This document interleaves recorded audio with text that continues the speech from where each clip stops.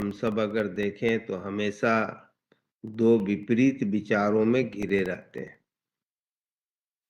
संसार में भी यही होता है और अध्यात्म में भी यही होता है। जैसे एक साधारण सा उदाहरण ले लें।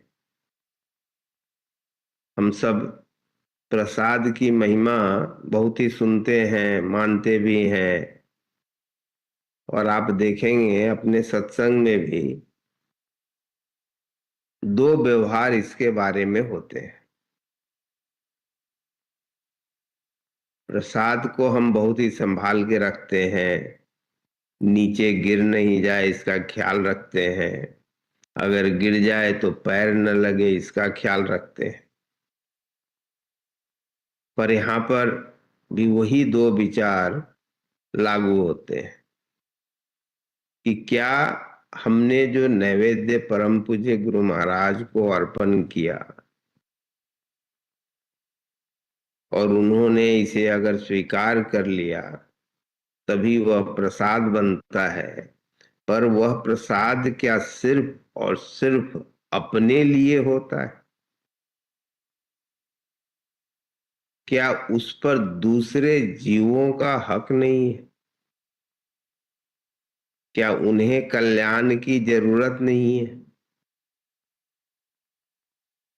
और हम सब जानते हैं कि धरती पर भी अनेक जीव रहते हैं, उसमें से हम भी एक हैं। जैसे चींटी हैं, कीड़े मकोड़े भी हैं, वो भी तो इसी धरती पर रहते हैं। तो हमें ये कैसे पता कि परम पूज्य गुरु महाराज जो साक्षात परमात्मा है, सारी सृष्टि के रचयिता हैं, सारी सृष्टि के मालिक हैं,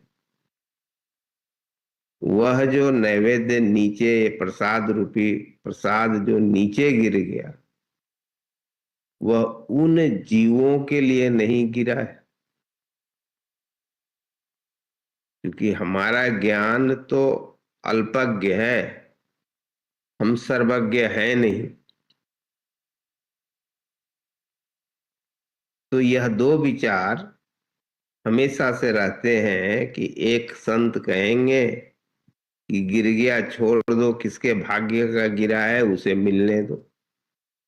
दूसरे संत कहेंगे कि नहीं नहीं, उसमें पैर नहीं लगना चाहिए, प्रसाद है। उसी प्रकार से आप सबने कई बार सुना होगा कि एक संत थे जो भी परमात्मा भेजते थे उसे वो ग्रहण कर लेते थे, और दूसरे संत थे वह सिर्फ और सिर्फ रूखी ही खाना चाहते थे। तो वास्तव में इन दो विचारों को आपके हर अगले कदम पर इन विचारों से सामना करना होता है। उसी प्रकार से अगर जो परम पूज्य गुरु महाराज की जो यह साधना है हम सब अगर करते हैं सही ढंग से तो हमें शक्ति प्राप्त होती है। पर क्या वह शक्ति प्राप्त करना हमारा उद्देश्य है? क्योंकि हम सब अपने अनुभवों से जानते हैं कि अगर हम शक्ति प्राप्त करें तो उस शक्ति का अहंकार होता है। अब अगर उस शक्ति को हमारे अंदर संभालने की क्षमता नहीं है तो हम अहंकार में जाएंगे, और अहंकार तो सारी चीजों को नष्ट कर देता है। तो वह हमारी उन आध्यात्मिक शक्तियों को भी नष्ट कर देगा। तो वह शक्ति प्राप्त करना ही किस काम का हुआ? तो ये विपरीत विचार हर कदम पर आपके सामने होंगे। इसीलिए परम पूज्य गुरु महाराज बतलाते हैं कि इन शक्तियों को अपना मत मानो। जब जैसे ही हम अपना मानने लगते हैं उसके संचित करने की हमारे अंदर कामना होने लगती और संचित शक्ति के इस्तेमाल की कामना होती। पर अगर हमें कोई कुछ रखने के लिए दे और हम वास्तव में अपने विचार में सही हैं, तो वह कितना भी धन क्यों न हो, उसे हम इस्तेमाल नहीं करते, उसका अहंकार हमें नहीं होता। और इसीलिए हमें कदम कदम पर, जब तक हम अपने समर्थ गुरु को साथ में रखेंगे नहीं, जब तक हम हर शक्ति को उनकी मानेंगे नहीं, तो वह जो दूसरी विचारधारा है, उसी को कई लोगों ने माया कहा। और वह माया डुबोने के लिए हमेशा तैयार बैठी रहेगी। इसीलिए परम पूज्य यह गुरु महाराज की जो साधना है, उसको निस्वार्थ भाव से ही करना हमारा उद्देश्य होना चाहिए। न उस साधना का फल का इच्छा होना चाहिए, न उस साधना से हमें क्या प्राप्त होगा इसकी कामना होनी चाहिए। क्योंकि कहते हैं, आए थे हरि भजन को, ओटन लगे कपास। हम आए यहाँ पर बंधनों से आजाद होने के लिए। मुक्ति कहते किसे हैं? मुक्त होना यानी कि सारे बंधनों से मुक्त होना। एक भी बंधन है, चाहे वह किसी भी स्वरूप के हो, वह बंधन ही तो है। तो हम आए मुक्त होने के लिए, और हम अपने आप को दूसरे विचारों से बांधना शुरू कर दें।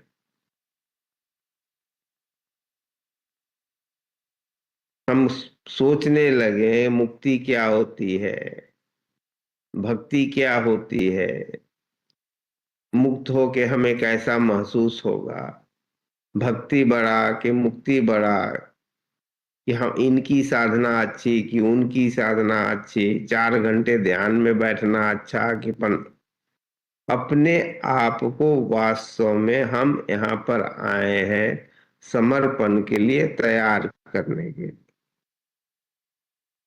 और समर्पण का तात्पर्य होता है कि हमारा अपना कोई विचार न हो। जैसे समर्थ गुरु हमें रखना चाहें, हमें वैसे ही उनकी ख्याल में रहना। हमें यह विचार नहीं करना चाहिए कि चारों तरफ अशांति है, हम ध्यान में कैसे बैठे, इतने कार्य हैं, हम ध्यान में कैसे बैठे, लोग बैठने नहीं देते, समाज हमें हमारा भला नहीं चाहता, हम सबका भला करते हैं, हमारे विचार तो अच्छे हो गए, उनके विचार सही नहीं है। इन सब विचारों से हम कर क्या रहे हैं? अपने आप को बंधन में डाल रहे हैं। तो सारा साधना का महत्व ही यही समाप्त हो गया। फिर हम वास्तव में साधक रहे ही नहीं। इसीलिए हर पल अपने ऊपर ध्यान रखना ही अध्यात्म पथ पर आगे बढ़ने की प्रथम आवश्यकता है। अगर हम इस बात पर नहीं चल सके तो हम अध्यात्म में आगे बढ़ ही नहीं सकेंगे। क्योंकि हम सब इस साधना को आत्म कल्याण के लिए करते हैं। लेकिन हम अगर उसी को छोड़ करके दूसरी बातों में अगर हम भटक जाएं, तो हमारी साधना अवरोध हो जाएगी, अवरुद्ध हो जाएगी। इसीलिए हर साधक का यह कर्तव्य होता है, चाहे उसकी साधना कितनी भी अच्छी क्यों न हो। आप सबने वो कहानी सुनी होगी कि एक व्यक्ति पहाड़ पर चढ़ना चाह रहा था। पहले तो वह पहाड़ के नीचे खड़ा हुआ, पहाड़ की ऊंचाई देखी और सोचा कि हम तो चढ़ ही नहीं पाएंगे। फिर उसने प्रार्थना किया कि अगर हम चढ़ जाएंगे तो हम ये करेंगे, हम वो करेंगे। जो भी कामना किया, उदाहरण के तौर पर समझ लें कि उसने सोचा कि 1000 रुपए का प्रसाद चढ़ाएंगे। चढ़ाई शुरू की, आधा चढ़ गया तो उसके मन में ख्याल आया आधा तो हम अपनी शक्ति से ही चढ़ गए, तो आधा ही तो परमात्मा की कृपा से चढ़ेंगे, तो 1000 का प्रसाद क्यों चढ़ाना, 500 का ही चढ़ाना है। और जैसे जैसे वह ऊपर चढ़ता गया, उसके अंदर दूसरी कामना मन में आने लगी। और धीरे धीरे जैसे ही पहाड़ की ऊंचाई पर वो पहुंचा, वह सोचने लगा हम तो अपनी क्षमता से चढ़ गए, तो प्रसाद चढ़ाने की तो आवश्यकता ही नहीं है। और जैसे ही वह विचार मन में आया, वो पहाड़ की चोटी से गिरा और नीचे आ गिरा, नीचे आ पहुंचा। वास्तव में हम सब भी अध्यात्म पथ पर जब चलते हैं तो यही विचार मन में आने लगता है कि हमने साधना तो बहुत अच्छी कर ली, हमारा मन तो बहुत शांत हो गया, हम तो इतने अच्छे हो गए। और वही वह अहंकार की जननी होती है, वही विचार, और वह हमें सीधे पहाड़ की चोटी से नीचे गिरा देती। इसलिए हमेशा अपने आप पर ही नजर रखना अच्छी बात है। आइए हम सब उसी शक्ति को प्राप्त करने के लिए बैठे हैं। बिना गुरु कृपा के कुछ संभव नहीं है। उन्हीं से प्रार्थना करें कि गुरुवर, यह सब हमने जो नैवेद्य रखा है आप ही की वस्तु है, आप ही के समक्ष है, आप ही से निवेदन है, इसे स्वीकार करें, ग्रहण करें, इसमें अपनी शक्ति प्रदान करें, ताकि जो भी जीव इसे ग्रहण करें उन सब का कल्याण हो। और आप ही कृपा करें ताकि हम सबों के अंदर वह साधना के अहंकार न आए, हमेशा हमारी नजर आपकी ओर ही हो। इतनी दया करें।